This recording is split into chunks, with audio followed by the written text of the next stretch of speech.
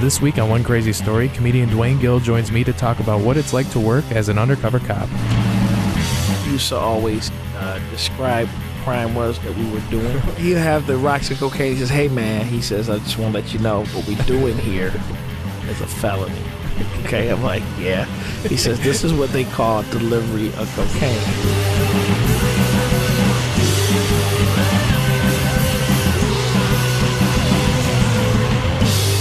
You know, I've been a police officer for like 21 years, man, and, you know, starting to do this stand-up comedy, I like to bring some of these stories to the stage, but, hey, I'm afraid some of these people may be getting out. But I used to work in Monroe, like, years ago, and I remember working undercover. My undercover name was DC. DC. Right? Yeah, Dwayne Carter. Do you get to pick your name? Yeah, I wanted to, back then in the late 90s, I wanted to be Mike Lowry. Yeah, because of Bad Boys. From Bad Boys. They were like, no, that's a little bit too close to the movie, you know. So I said, well, I would go with Dwayne Carter. Okay. I don't know why. It works. Yeah. And now I come to find out that's Lil Wayne. That's right. So anyway, I had a driver's license and everything. They had my name on it. Yeah, so a whole legit identity there. Whole legit identity. Had an apartment, a car. That's pretty badass. That's pretty badass. That's pretty badass, yeah. And so I used to have to go in and just see if I could, you know, hook up with people, you know. Mm-hmm. And then when I was undercover in Monroe, the police, nobody even knew who I was. Okay. Nobody, except for my team, just state police. Okay. Wow, that's pretty intense. Yeah. So if I ever encounter like police on the street, you know, they'll want to know who I am and stuff. Mm-hmm. I'll just keep on moving, you know. So anyway, I hooked up with this guy and I started, buying drugs from this guy, getting crack cocaine, you know. And that's what we like to buy. Right. So yeah, you would go for more coke deals than anything else because that's what, yeah. That's what, yeah. That's what that was what was going on the east side of Monroe. Well, I didn't know. So I mean, I don't know my drug culture, Dwayne Gill. And that's a good thing. That's a good thing, Nathan. And so we adjust my sweater. So this is the deal. So we had a tip that this guy at this video store was selling cocaine out of the video store. So I went into the video store, you know, just regular dude. Hey, man, I heard, you know, hey, I'm going to get on, you know, blah, blah, blah. So the guy says, all right, man, well, meet me a little later on and we'll do something. I said, okay, cool. Mm-hmm. So I waited for him to close the store. I drove up in my car. He jumps in. We leave. I'm going to tell you the first deal. Because I did about 3 deals with the guy. So the first deal, I go hook up with him and I got a wire on where my team, surveillance crew, can hear me doing whatever it is that I do. And so then we pull in this parking lot, and the guy's so funny, man. I can't remember his name, but he used to always describe what the crime was that we were doing. So, right, that's perfect. You know, made your job a little easy. Made my job a little easy. Like a guy, he'll have the rocks and cocaine. He says, hey, man, he says, I just want to let you know what we're doing here is a felony. Okay, I'm like, yeah. He says, this is what they call delivery of cocaine. I'm like, oh, really? Oh, really? Okay, yeah. He says, so I'm going to ask you, and you know you got to tell me the truth. Are you a police officer or undercover narcotics agent? Because if you are, you got to tell me. Uh-huh. I said, I know, man. I know the law just like you, dog. I got to tell you. He says, well, I'm going to ask you again. You a police officer or undercover narcotics agent? I'm like, no. And he says, because, you know, if you are, man, I'm going to have to kill you. I was like, as it should be, my brother. Yeah, right. Yeah, don't worry. I'm not a police officer. Yeah, I'm not a cop. Yeah, and I'm just especially not one now. Yeah, exactly. Kill me. But when he says, because you know if you are, I'm going to have to kill you. Straight out of the movies. Yeah, it's just a true story. And so I say, as it should be, my brother. And my team they heard me say, as it should be, my brother. They just busted out laughing. How do you do that with a straight face? I know, right? I could never do this. Just because I think it's too funny. Right. So at the end, we debrief and they're laughing and they talk about as it should be, my brother. They kept saying that.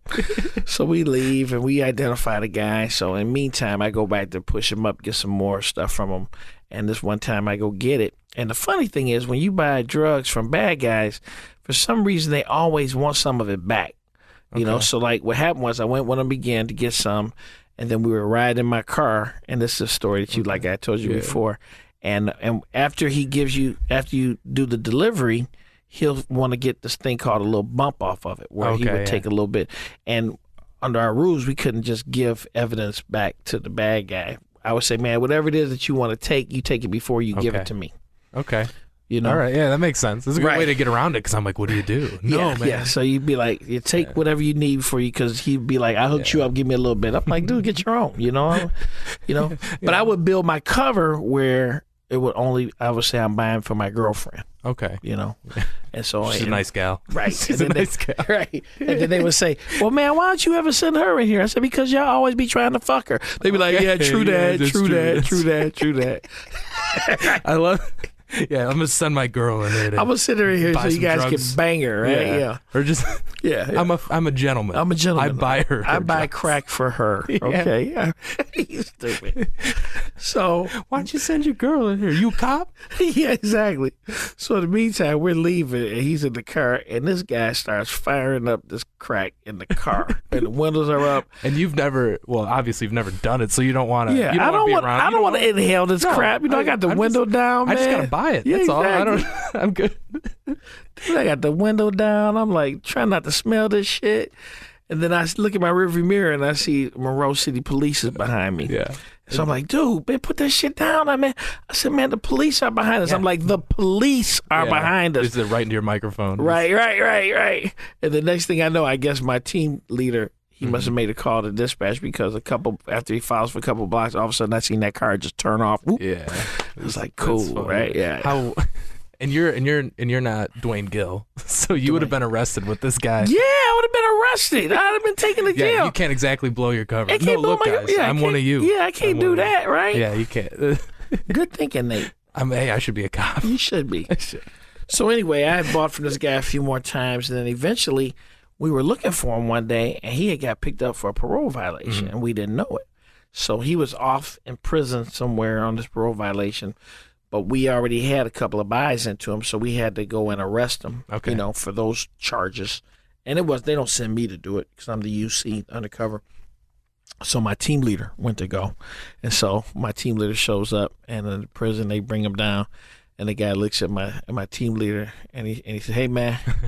Team leader says, man, we got to arrest you for some charges down in Monroe. He said, charges in Monroe? He said, what for? He said, delivery of cocaine. He said, for real? Yeah. He said, man, was it DC, man? He said, yeah, it was DC. He said, oh, man. I asked him if he was a cop, and he said no. I know, right? Can you believe police lie? Can you believe that? Well, why would they lie about something life-threatening? Exactly.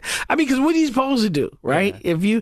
Can you imagine if that was true? If the law was set up that way, it would make no fucking sense. It would make no sense. You know, the guy say, man, are you a police officer, undercover narcotic agent? Yes, you got me, dog. You got me, player. Can I come back and try this again tomorrow? Come on, you know. Yeah. I'll put on my funny glasses. Right. Don't blow my cover. Yeah. So I done a lot of crazy stuff, man. But being a comedian is much more safe. Yeah. Than being an undercover cop. You don't have to carry a gun.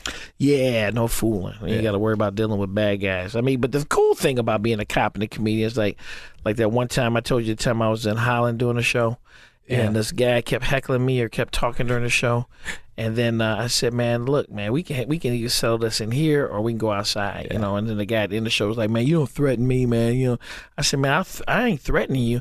I said, we need to take this outside because I will beat your ass and then arrest you.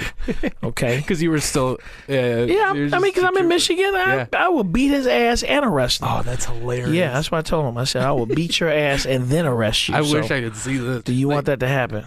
Yeah. What did he say? He's like, oh, no. I said, no, he would keep on moving. He didn't say shit because I would have been he would have got an ass beaten and then taken to jail. I'm going to go run your plates, motherfucker. Exactly. You know? So that's the benefit of being a cop and a comic. Yeah. That's awesome. I wish I could threaten to arrest somebody. Yeah, well, hey. I mean, I don't threaten. I mean, you know, like I say, Nate, if somebody is messing with me and I'm in Michigan, I mean, man, only take me I just pick up the phone. I have a troop car over here in a heartbeat. Oh, man. I better keep my eyes peeled. Yes, you do. Keep your eyes peeled, Nate. You got to be careful out there. On the road. Yeah. Yeah, so you were a Marine, too. Yeah, I was in the Marine Corps as well. I was in the Marine Corps for 10 years, and the story you're talking about is the time I was in Korea back in 1982. Were you born in even 82? You don't even want to know. You weren't born.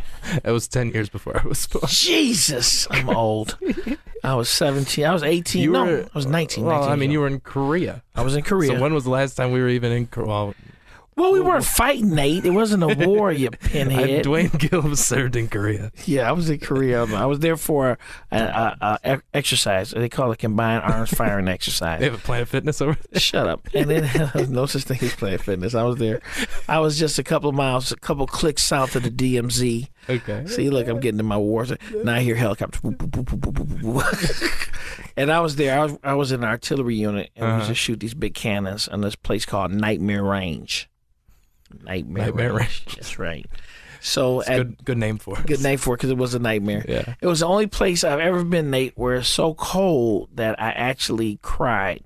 Wow. Tears were coming out my eyes because it was just so cold. Did they freeze? Yes, they froze little icicles coming down my little black face. So anyway, it was so cold that I had not one sleeping bag. I had two sleeping bags. I scammed up on another one. Okay. So I put one inside the other one, and I would zip one up, then zip the other one up. Well, anyway, I'm in the rack on the little thing that they give us to sleep on. It's like a little cot or something. Thank you. It's like a cot, and I'm on the cot, and I'm on the rack, and I'm sleeping next to the heater in the tent. And we usually have a fire watch because there were oil-fueled heaters. Yeah, you didn't have electricity back then. No, we didn't have electricity. They were oil-filled heaters. Yeah, exactly. This is a long time ago. It's a long time ago. It's 1982. So anyway, the fire watch either fell asleep or didn't get relieved or whatever, and the thermostat went out of control on the stove. It was like a oil stove, gas stove, whatever. And it got so hot, it was like a round stove, and it got so hot that the heat started to go up the smokestack, because it was a smokestack that would go out to the tent, and you could see that it was cherry red going up the stack. Oh, wow. And when it got all the way up to the stack, it ignited the liner on the tent, right? And the tent had like a linen liner. Okay. So this is like a big tent that all of you are sleeping under. Right. Okay. It's like a 30-person tent, right? Yeah. Big. They call it a GP tent, general purpose, right? Okay. 30 people, 30-man tent. It lit the lining on fire. And so the lining gets lit on fire. I'm inside my sleeping bag, all zipped up. Yeah, you can't see see nothing. Don't know nothing, snug like a bug in a rug. Then all of a sudden, I started smelling smoke. And then somebody started yelling, "Fire, fire, get out." So I unzipped my sleeping bag, and all of a sudden, flames are just right over me. Oh, my God. Flames like cover me up. I'm like, ah! I'm screaming like a bitch, right? So I jump up, and I'm trying to get out of this fucking sleeping bag, but I got two on. I can get out of one, but the other one I couldn't get out of. So I started hopping out of the You're just hopping through your tent. Yeah. Come on, guys. I'm hopping, and then I'm falling, and then people are dragging me, and my sleeping bag's on fire, and I'm trying to get out, and I'm screaming like a girl. And now everyone knows you stole a sleeping bag. Yeah. But Dwayne, how'd you get two? But the whole place just burned down to the ground. Yeah, but we had got all our stuff out somehow. I don't know how, but that's good. Yeah, it was crazy. Wow.